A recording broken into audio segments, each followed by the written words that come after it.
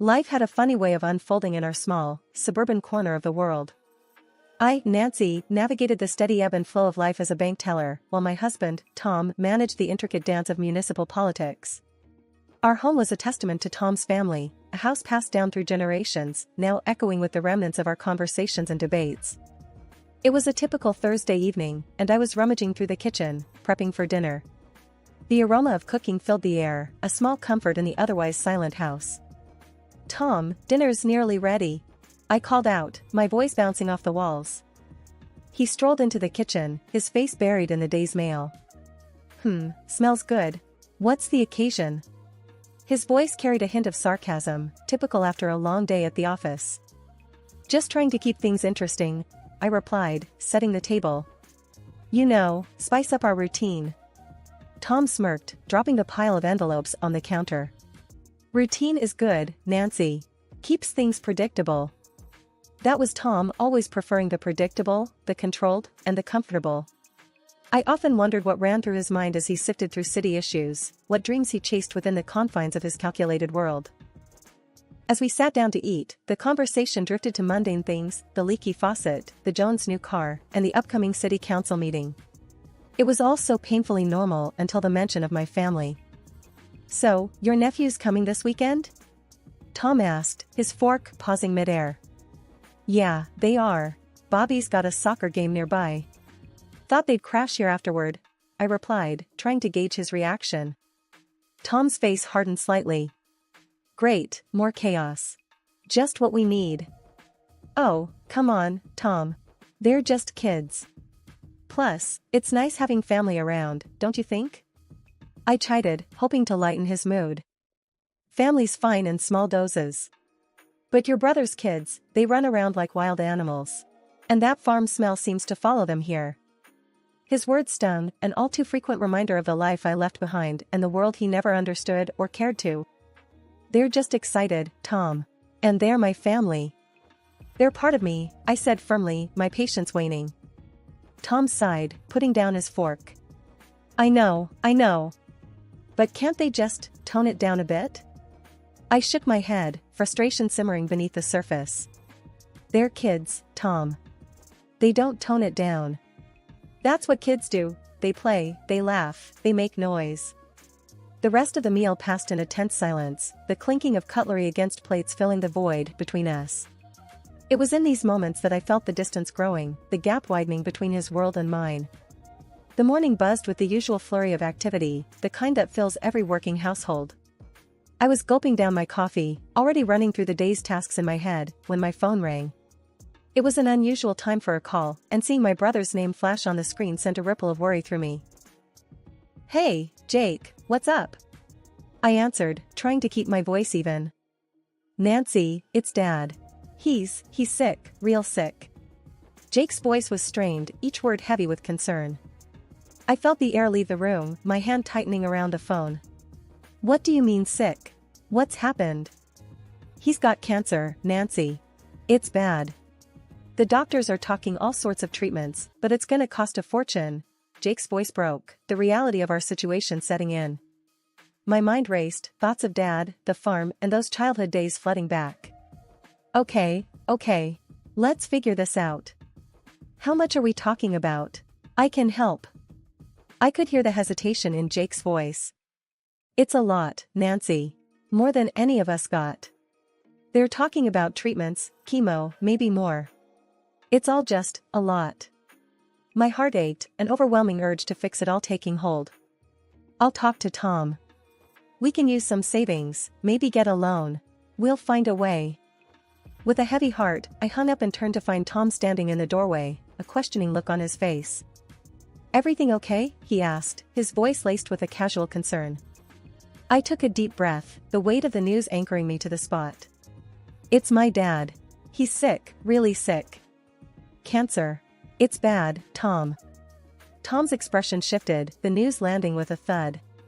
"Jesus, Nancy. I'm sorry. What do you need?" "We need money for treatment. A lot of it." "I want to help, Tom.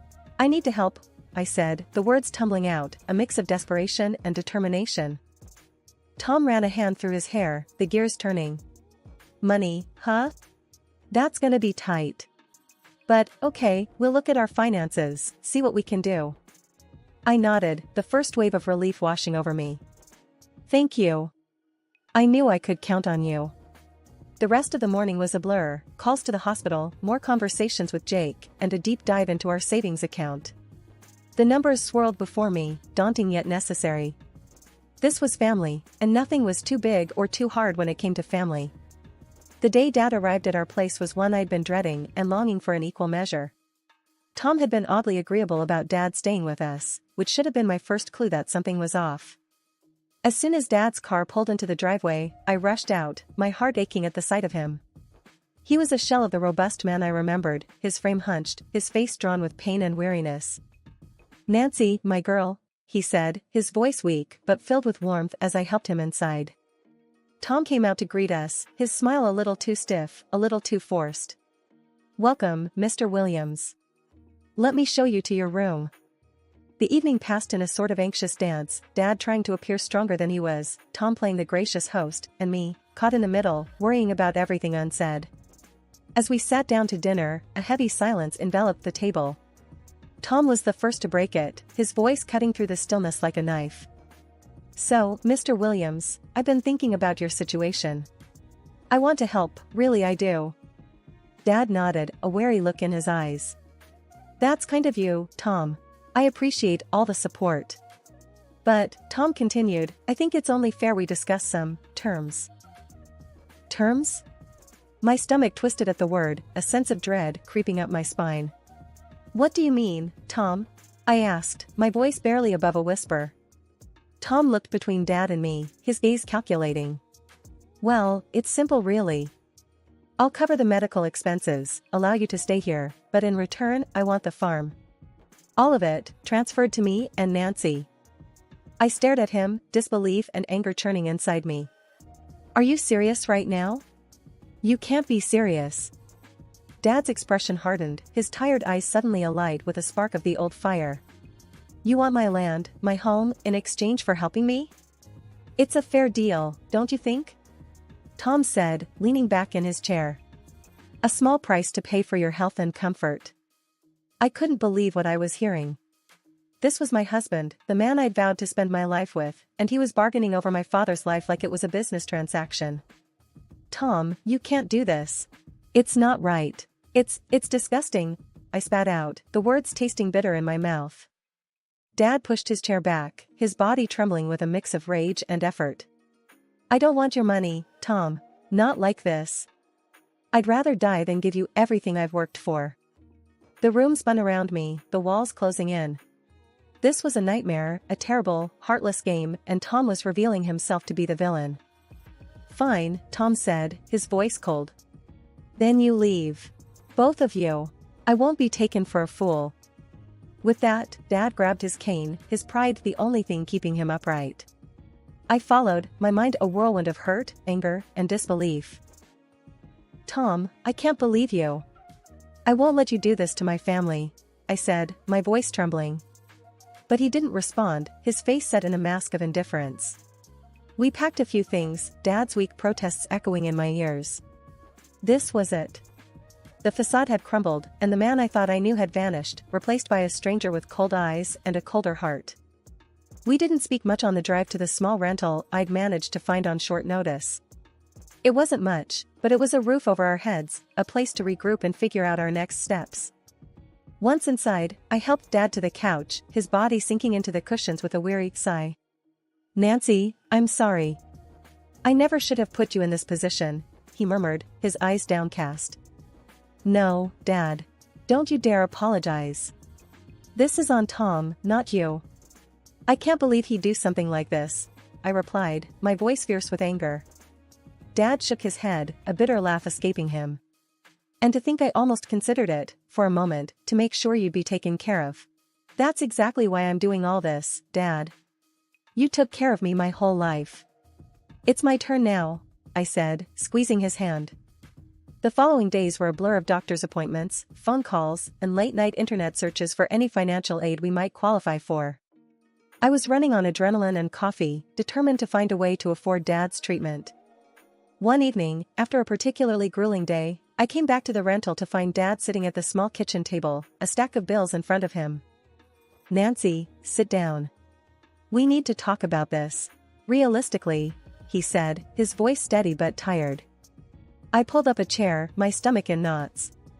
"What is it, Dad?" He pushed the bills toward me, his finger tapping on the total amount due. "This is more than you can handle, Nancy. I can't let you ruin your life for me." Tears pricked at my eyes, but I blinked them back. "Dad, I'm not having this conversation. I'll find a way.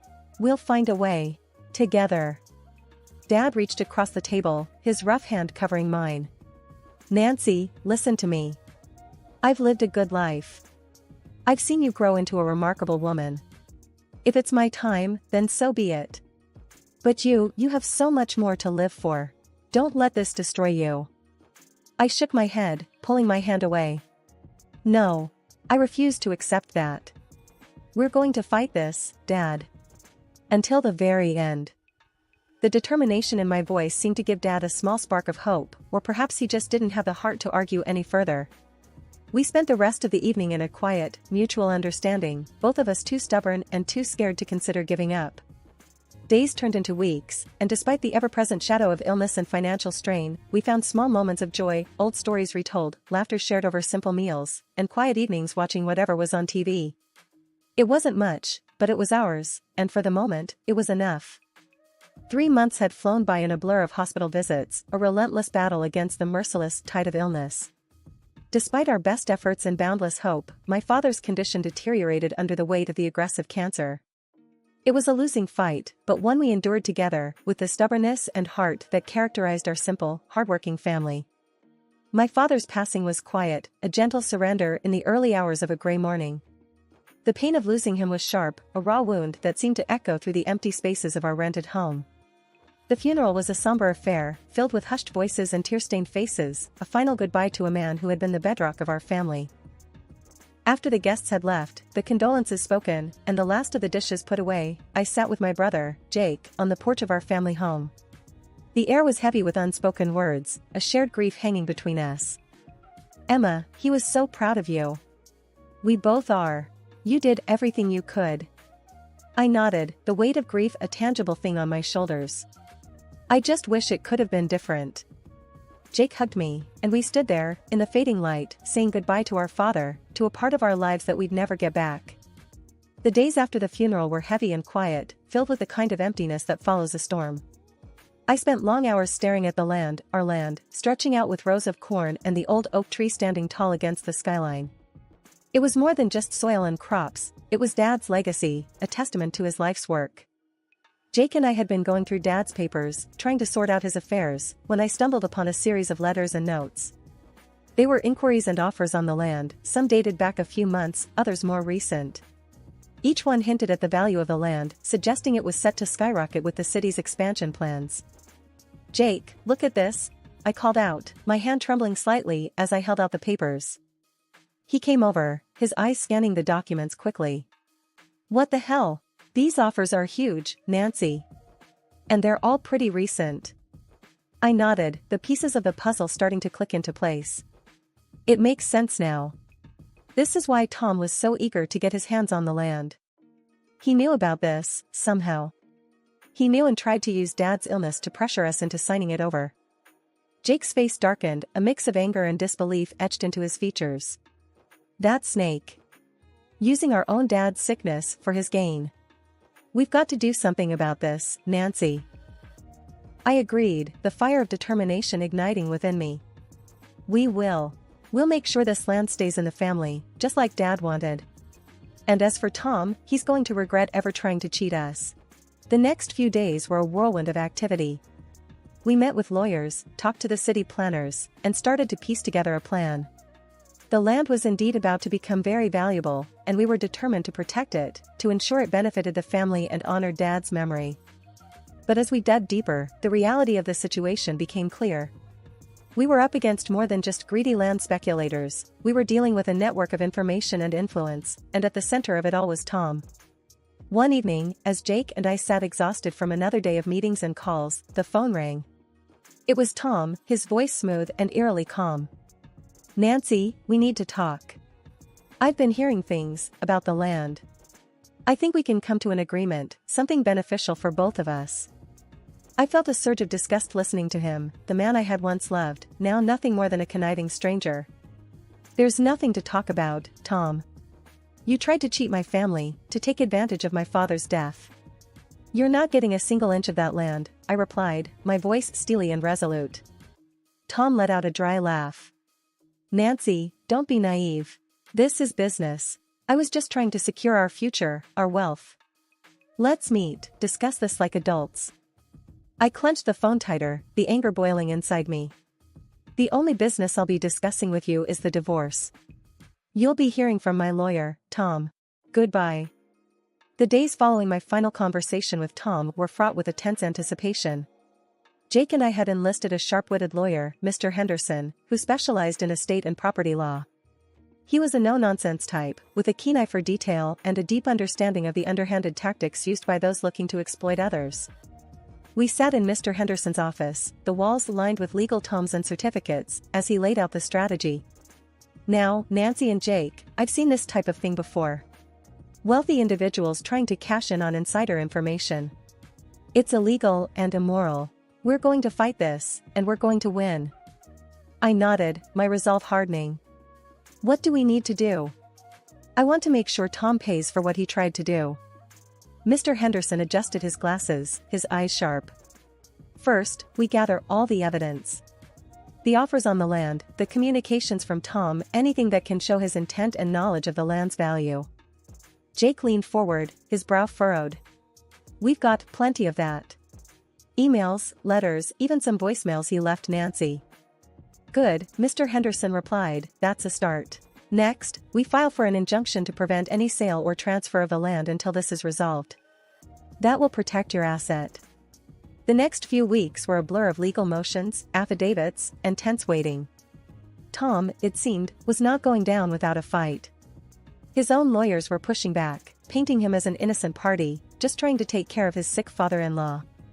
But we had the truth on our side, and slowly, the evidence began to pile up against him. The turning point came when one of Tom's associates, caught up in another investigation, decided to turn state's evidence, providing a direct link between Tom and the speculators looking to buy the land. The day we received the news, Jake and I met at the local diner, a spot we'd come to frequent for its strong coffee and quiet corners. "Nancy, this is it. This guy's testimony is going to nail Tom. He's not getting out of this," Jake said, a hint of triumph in his voice. I sipped my coffee, the bitterness a match for my mood. "Good. He deserves everything that's coming to him. I just wish it hadn't come to this, you know?" Jake reached across the table, his hand covering mine. "I know, sis. But you're doing the right thing. Protecting the land, our family. It's what Dad would have wanted." The trial was a spectacle, the media latching onto the story of a local official caught in a web of greed and deceit. Tom's face was plastered on every news outlet, the details of his scheming laid bare for all to see. And when the verdict came down, guilty on all counts, I felt a strange mixture of relief and sadness. Relief that justice had been served, but sadness for the man I had once loved, now just a shadow of his former self. The courthouse steps were behind us, the weight of months of legal battles lifted. I took a deep breath, the air tasting fresher, sweeter somehow. Jake and I walked in silence, each lost in thought, until we reached the old diner that had become our haven. Sliding into the booth, the familiar clatter of dishes and murmur of conversation wrapped around us like a comforting blanket. Jake ordered us coffee, and we sat, the steam curling up between us. "You know, Nancy, I think this is the first time I've seen you look relaxed in months," Jake said, a small smile playing at the corners of his mouth. I laughed, a genuine, light sound that felt foreign after all this time. "Yeah, it's over, isn't it? I can finally move on, start fresh." He nodded, his eyes warm. "You've got a whole new life ahead of you, sis. What's the plan?" I stirred my coffee, the spoon clinking against the mug. "Well, I've been thinking. I want to do something with the land. Not sell it off or anything, but maybe start a community garden, or a space for kids to learn about farming. Something that would make Dad proud." Jake's eyes lit up, enthusiasm radiating from him. That's a fantastic idea, Nancy. You always had a knack for dreaming big. I'm in, whatever you need. We spent the next hour talking excitedly about the possibilities, the dream taking shape between us. It felt good, right, to be planning for the future instead of reeling from the past. As we left the diner, the sun setting in a blaze of orange and pink, I felt a sense of peace settle over me. The fight was over, but the journey was just beginning. I made my way to the small apartment I'd called home since leaving Tom. It was modest, but it was mine, a sanctuary from the world outside. Opening the door, I stepped inside, the quiet enveloping me. I wandered over to the window, the view stretching out to the city skyline in the distance. The land, our land, lay between here and there, a green expanse filled with potential and promise. The phone rang, startling me from my reverie. I picked it up, a familiar voice on the other end. Hey, Emma, it's Lucy, from the bank. I heard about everything, and I just wanted to say, if you need anything, we're all here for you. I smiled, touched by the offer. Thanks, Lucy. I appreciate it. Actually, there might be something. I'm thinking of starting a project on the land, something community-focused. Maybe the bank could be a part of it? Lucy's excitement was palpable, even through the phone. Absolutely, Emma. That sounds amazing. Let's set up a meeting, talk about what you need. We'd love to be involved. Hanging up, I felt a surge of excitement. The project was more than just a dream now, it was a possibility, a real, tangible future. I sat down, a small notebook and pen in hand, and began to jot down ideas, plans, names. The page filled up quickly, a testament to the flurry of thoughts and hopes swirling through my mind. It was a new beginning, not just for me, but for the community, for the legacy of the land. And as I wrote, I could almost feel Dad's presence, his quiet strength and unwavering support guiding me forward. The path ahead was uncharted, filled with challenges and opportunities, but I was ready. Ready to build, to grow, and to thrive. This was more than just a new chapter, it was a whole new book, and I was the author, pen in hand, ready to write a story of hope, perseverance, and renewal. The end was just the beginning.